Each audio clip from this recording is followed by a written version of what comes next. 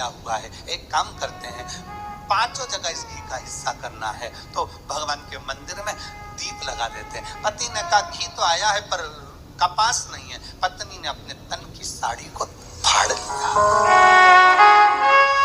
ब्राह्मण ने साड़ी को फाड़ कर बाती बनाकर एक शंकर जी के मंदिर में लगा दिया।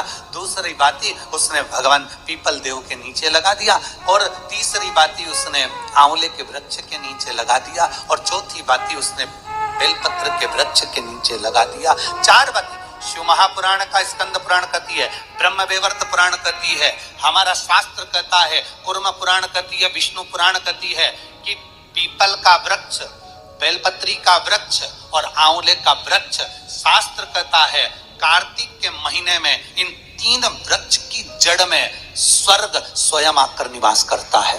स्वर्ग स्वयं आकर निवास करता है, इन तीन वृक्ष की जड़ में स्वर्ग स्वयं आकर विराजमान करता है। और चौथे नंबर पर कहा गया कि जहां तुलसी का पौधा होता है, कार्तिक के महीने में तुलसी के पौधे की जड़ में गोलोक धाम आकर निवास करता है, स्वयं भगवान कृष्ण का धाम आकर निवास करता है। पति पत्नी विचार करते हुए साड़ी को फाड़ते, बत्ती बनाते, घी में डुबोते, दीप लगाते, चलते जाए। जैसे ही शंकर के मंदिर में दीप लगाया, चिंता भगवान शंकर को हो गई। शिव जी ने इशारा करा पीपल देव को, जिसमें 52,000 ब्राह्मणों का वास होता है। पीपल देव को इशारा कर कर जैसे ही पहुंचे, पीपल के वृक्ष में से एक लड़की निकलकर बाहर आई, काका मुझे तेरे साथ चलना है। इतने में पत्नी पति से कहती है, अपने घर में 6 लड़कियां पहले से हैं, कैसे लेकर जाएं इसको? पति कहता है, देख वो उसका कोई नहीं है, पीपल के पेड़ के नीचे बैठ के रो रही है, ले जा। पत्नी ने हाथ पकड़ा, आगे बढ़े, आंवले के वृक्ष के नीचे पहुंचे। जैसे आंवले के वृक्ष के नीचे पहुंचकर जैसे उन्हें दिया लगाया और दीप जैसे लगाया, इसलिए लक्ष्मी का दीप कभी भी गोल बत्ती का नहीं होता, लक्ष्मी का दीप हमेशा लंबी बत्ती का होता, हमेशा लंबी बत्ती का। शिव महापुराण की कथा कहती है, बाती जो लगाई जाती है दीपावली पर लगाओ, चाहे आप धनतेरस पर लगाओ, चाहे आप रूप चौदस पर लगाओ, चाहे पड़वा पर लगाओ, चाहे दूज पर लगाओ, बाती हमेशा लंबी होना चाहिए, लंबी बाती। चाहे तेल की लगा रहे हो, चाहे घी की लगा रहे हो, भाव से। वैकुंठ ये सुंदर रूप चौदस की जो पूजन का विधान है, आपको धनतेरस की पूजन का जो विधान बताया था, धनतेरस की पूजन का जैसा विधान था, पहुंचकर पाटे को बिछाकर, चौक पूर कर, जिस थाली में आपने स्वस्तिक बनाकर जो सिक्का रखा है, उसी में एक सिक्का और रखकर उसकी पूजन अर्चना करना है, वैसी की वैसी ही जैसा पहले कल कहा गया। रोली, चावल, हल्दी, मोली, मेहंदी, सिंदूर आदि सब चढ़ाते हुए, और साथ में 2 दीप लगेंगे। रूप चौदस के दिन 2 दीप है। एक दीप है घी का, लंबी बत्ती का, जो लक्ष्मी जी के सीधे हाथ पर आएगा। दूसरा दीप है घी का दीप भी आटे का आएगा, और तेल का दीप भी आटे का आएगा। जो तेल का दीप लगेगा वो थोड़ा सा दिया बड़ा लेना, उसमें 4 लंबी लंबी बत्तियां रखना, सरसों का तेल या मीठा तेल या तिल्ली का तेल जो भी मिल जाए उसके अंदर डाल लेना। 4 बत्ती ये लक्ष्मी जी के लेफ्ट हैंड की ओर आएगी। उसी आटे का तेल का जो दिया रहेगा, उसके अंदर या तो पीली सरसों या काली सरसों, जो राई होती है, सरसों होती है, उसके थोड़े से दाने उसमें डाल दिए जाते हैं। लक्ष्मी जी का पूरा पूजन बड़े भाव से करिए, जल का छिटा दीजिए, रोली, चावल, मोली, हल्दी जो भी है आपके पास समर्पित करने के लिए पूजन की थाली में, वो समर्पित करिए। मीठे का भोग लगाइए, और भोग लगाने के बाद में बड़े प्रेम से 5 कमलगट्टे, 5 हल्दी की गठान, 5 अमरबेल के टुकड़े। अमरबेल होती है एक लंबी सी बेल, पेड़ों पर चलती है, पीले कलर की, जो कि पूरे पेड़ पर छाई रहती है, उसको कहीं पर भी डाल दिया जाए वो बढ़ती चली जाती है। वो हमारे वंश की वृद्धि के, लक्ष्मी की वृद्धि के लिए श्रेष्ठतम मानी जाती है। 5 टुकड़े अमरबेल के, 5 हल्दी की गठान, 5 कमलगट्टे, दोनों हाथ में लेकर माँ लक्ष्मी से प्रार्थना करते हुए उन सिक्कों पर समर्पित कर दीजिए। सिक्कों पर समर्पित कर कर जो घी का दिया लगाया है तुमने लक्ष्मी जी के सीधे हाथ पर, उसको उठाकर माता की आरती कर लीजिए।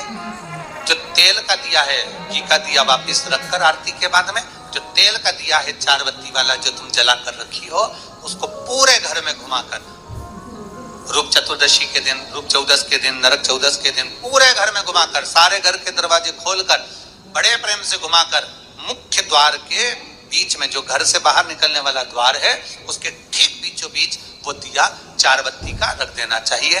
कुछ देर के लिए दरवाजे खुले रखना चाहिए।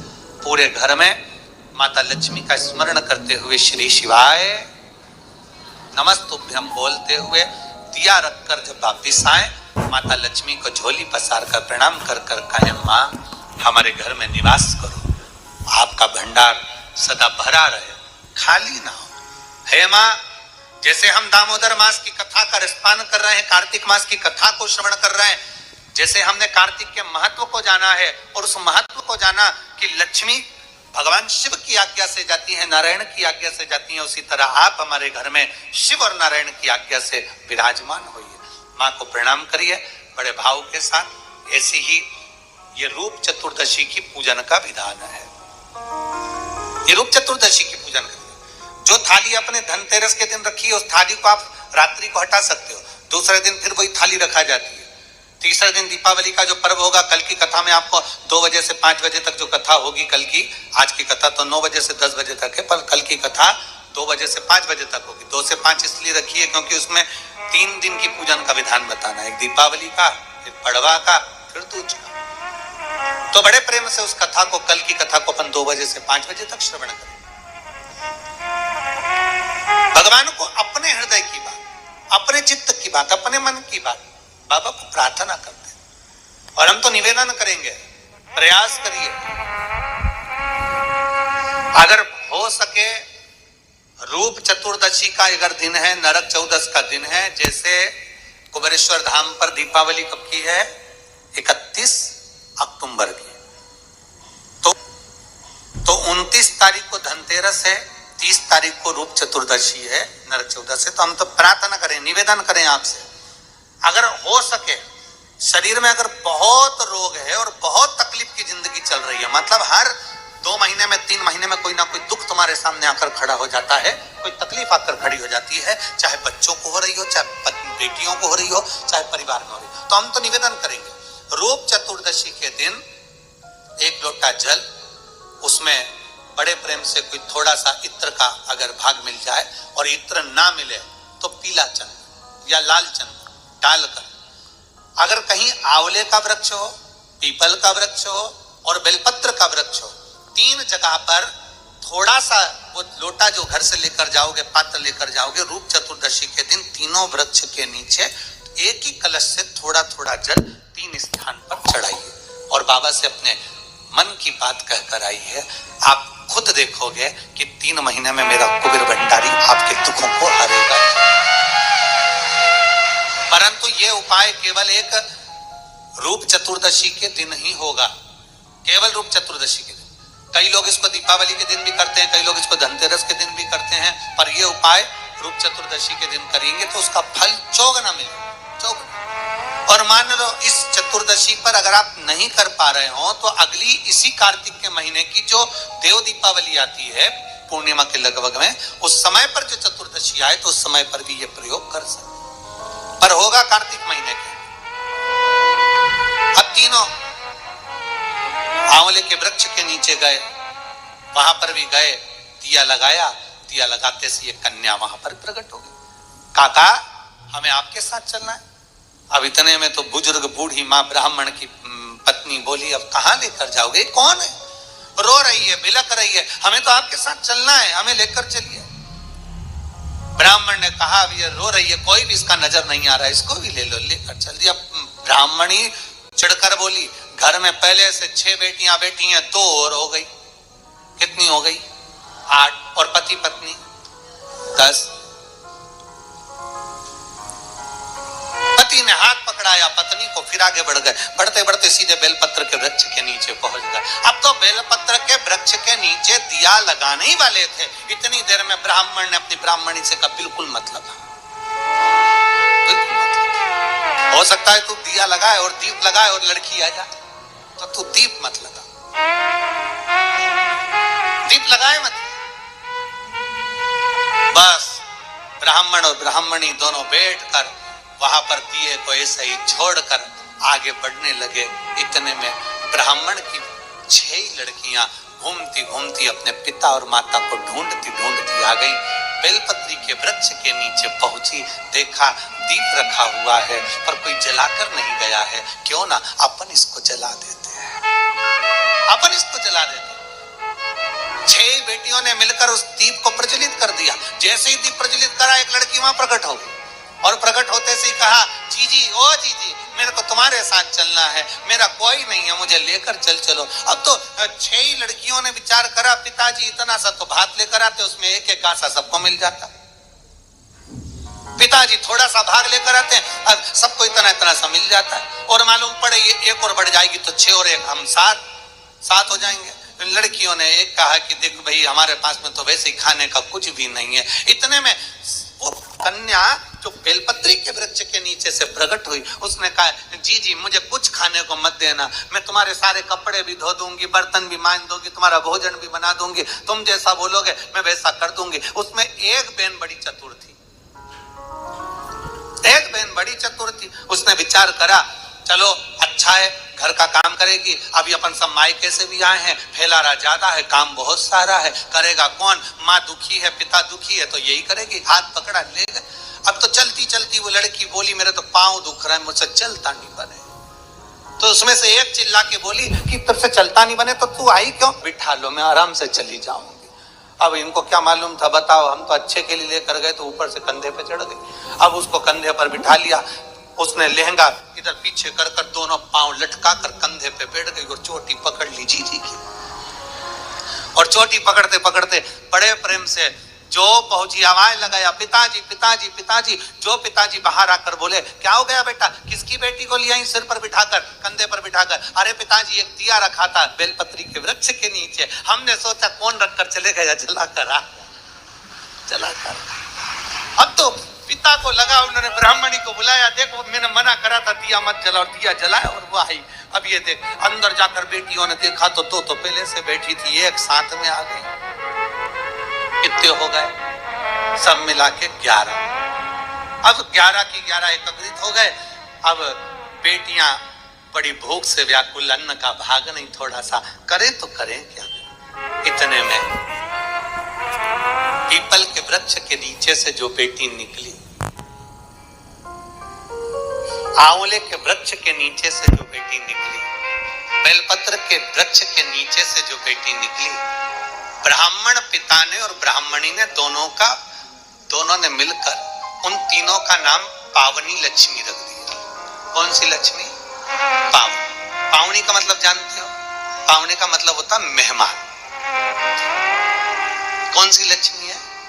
पावनी लक्ष्मी, मतलब हमारे घर में मेहमान बनकर कोई लक्ष्मी। अब ब्राह्मणी ने पूछा कि इनका नाम क्या रखे, तो क्या रख दो पावनी लक्ष्मी। अब इन्होंने नाम रख दिया पावनी लक्ष्मी। अब तीनों को नाम पावनी लक्ष्मी। अब एक ने कहा, जो पीपल के वृक्ष के नीचे से निकली, मैं जाती हूँ अभी भोजन बनाती हूँ। तो इतने में ब्राह्मणी आंख में आंसू भरकर बोली, बेटी तू इतनी सी तो रखी है, भोजन क्या बनाएगी? कुछ भी तो खाने का नहीं है।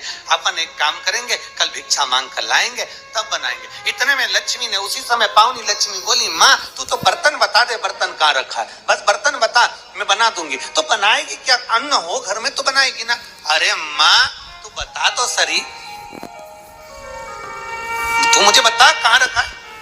तो इतने में ब्राह्मणी ने पूछा, घर में अन्न नहीं है तो तू देगी क्या? इतने में पावनी लक्ष्मी ने कहा, माँ एक बूढ़ा बूढ़ी पीपल के वृक्ष के नीचे आते थे, अपने अन्न का एक हिस्सा रख कर जाते थे। शंकर भगवान बोले हैं, उनके अन्न का पूरा हिस्सा चुका कर आना है, इसलिए मैं तुम्हारे दरवाजे पर आई हूँ। माँ भागवता, बर्तन दिए, भोजन बनना तैयार हुआ। जैसे ही भोजन बनकर तैयार हुआ, सबने पाया ऐसा स्वादिष्ट भोजन, आज पेट भरकर जिंदगी में पहली बार भोजन करा। भोजन कर कर बर्तन मंज कर रखे ही थे। कोई रिश्तेदार कभी नहीं आता था क्योंकि धनी नहीं था।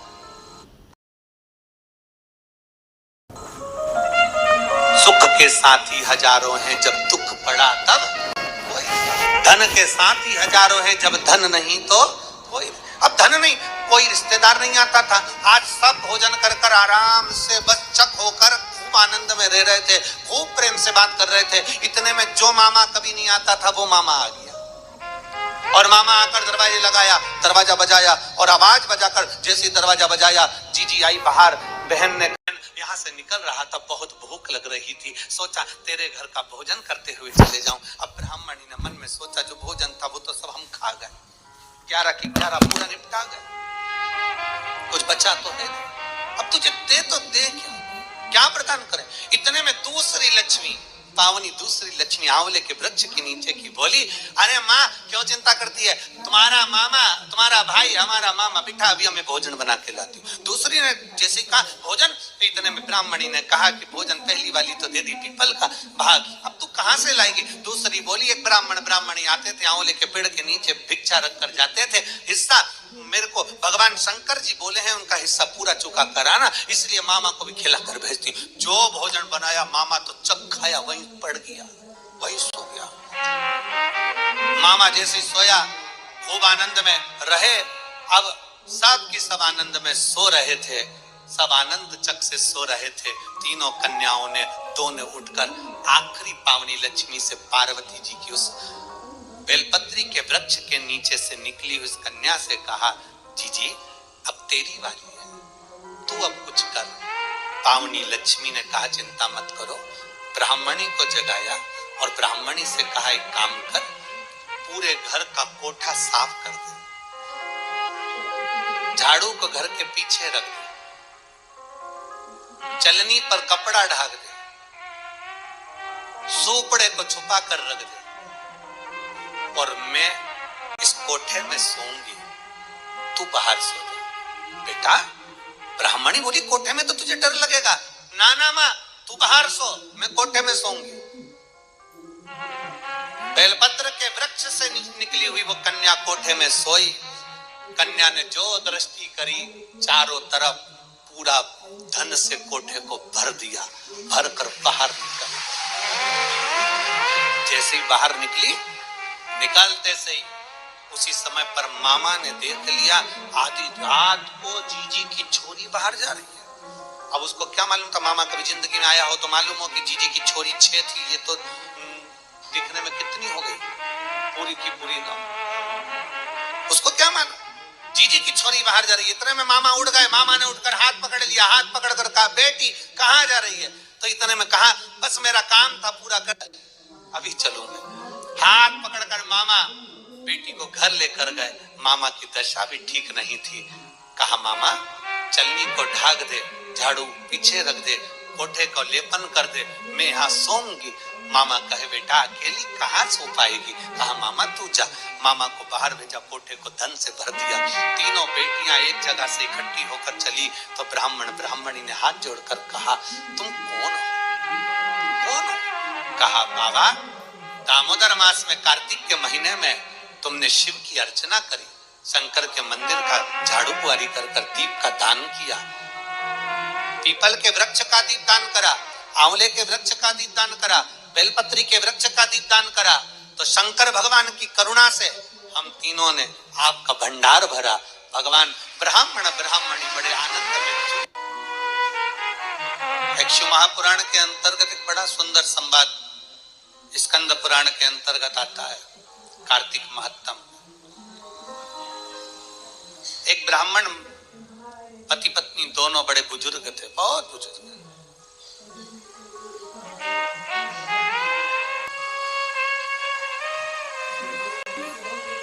चार लड़कियों की शादी हो गई, तो कुंवारी रही। अब 2 लड़कियां कुंवारी हैं, 4 का विवाह हो गया, अपने अपने घर पहुंच गई। पर जिनके घर में उनका विवाह हुआ वहां पर भी वो दुखी थी और मायके में भी वो दुखी थी। होता है किसी किसी के ललाट पर जो लिखा होता है उसको कौन टाल सकता है। माता पिता अपनी बेटी का विवाह क्यों करते हैं, क्योंकि अगर उसको यहाँ दुख है तो वहां जाकर सुख भोग ले। अगर यहाँ तकलीफ की जिंदगी उसने जी है तो वहां जाकर उसको अच्छी जिंदगी मिल जाए। माता पिता तो ये विचार करते हैं। भारत की भूमि पर ही नहीं, पूरे देश में रहने वाले, विदेश में रहने वाले जितने भी अपनी बेटी का विवाह करते हैं तो यही विचार से करते हैं कि हमारी बेटी सुखी रहे। और अपन लोग भी कहते हैं खुशी खुशी कर दो विदा, तुम्हारी बेटी राज करे। हर एक व्यक्ति यह विचार करता है कि बेटी जहां ब्याहे, पर कई बार ऐसी स्थिति बन जाती है कि लड़की मायके में भी माता पिता को देखकर दुखी रहती है कि पापा मम्मी का क्या होगा, इनके पास में कुछ भी नहीं, उनके पास में क्या होगा, कौन संभालेगा इनको, कौन देखेगा इनको, कुछ भी नहीं है। भाई हो तो वो देख ले, बहनें सब अपने घर चली जाएगी, कौन देखेगा। और माता पिता भी अपना पूरा जीवन जो उन्होंने लगाया अपने बच्चों के लिए निकाल देते हैं, पर समय ऐसा आ जाता है कि बेटी का विवाह ये सोच कर करा जाता है कि वो सुख भोगेगी, पर कई बेटियों की जिंदगी में मायके में भी दुख होता है तो ससुराल में भी दुख हो जाता है। अब किससे कहे, किसके पास जाकर रोए। मायके में अगर बहुत धन होना तो पापा से कह सकती है पापा मेरे घर में ये तकलीफ है। मायके में बहुत वैभव होना तो अपनी मम्मी से कह सकती है मम्मी मेरे घर में ये तकलीफ है। पर मायका भी देखा हुआ है उसका और ससुराल भी देखा हुआ है। मायके में भी तकलीफ है और ससुराल में भी। अब किससे कहने जाएगी, किसको कहेगी, किससे प्रार्थना करेगी। तो शिव महापुराण की कथा कहती है, स्कंद पुराण कहता है कि ब्राह्मण ब्राह्मणी बुजुर्ग हैं, उनकी 6 लड़कियां हैं, 4 लड़कियों का विवाह हो गया, पर वो चारों भी सुखी नहीं है। अब किसके पास जाए।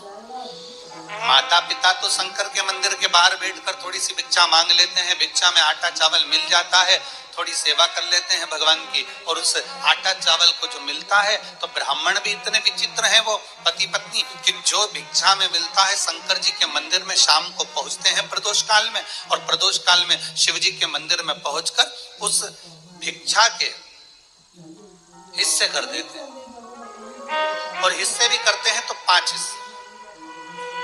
अब प्रदोष काल में मंदिर में गए, मंदिर में जाकर जो भिक्षा मिली, आटा मिला, चावल मिला, शक्कर मिली, गुड़ मिला, जो भी सामग्री मिली, जो भी पदार्थ मिला, उसके 5 हिस्से कर दिए। 5 हिस्से क्यों? एक शंकर भगवान को दे देते हैं, दूसरा वो पीपल के वृक्ष के नीचे जाते थे तो एक हिस्सा पीपल का निकाल देते हैं, दूसरा वो आंवले के वृक्ष के नीचे जाते हैं तो एक हिस्सा आंवले का निकाल देते हैं, और तीसरा चौथा हिस्सा वो ले जाकर बेलपत्री के वृक्ष का निकाल देते हैं, और 5वां हिस्सा स्वयं का रख लेते हैं। 3 वृक्ष का हिस्सा हो गया, एक शंकर जी का हिस्सा हो गया, और 5वां हिस्सा स्वयं का हिस्सा। अब थोड़ा सा तो भिक्षा मिला, थोड़ी सी भिक्षा मिलने पर भी, अब इतनी सी भिक्षा प्राप्त होने के बाद, इतनी सी भिक्षा मिलने के बाद अगर वो थोड़ा सा एकत्रित कर कर ले भी गया, और घर में 6 बेटियां, पति पत्नी, 8 लोगों का परिवार, उसमें से 4 का विवाह भी हो गया, तो 2 बेटी और 2 माता पिता कैसे गुजारा हो, कैसे गुजारा। सब बड़ों को पैर छू। विचार किए। आपका काम है शंकर के मंदिर तक जाना, आपका काम है शिवालय तक जाना, आपका काम में अपना जो है उसमें से कुछ अंश शिव को दे देना, ये आपका कार्य है। अब शिव का क्या कार्य है वो शंकर जाने। तेरे मंदिर में आना मेरा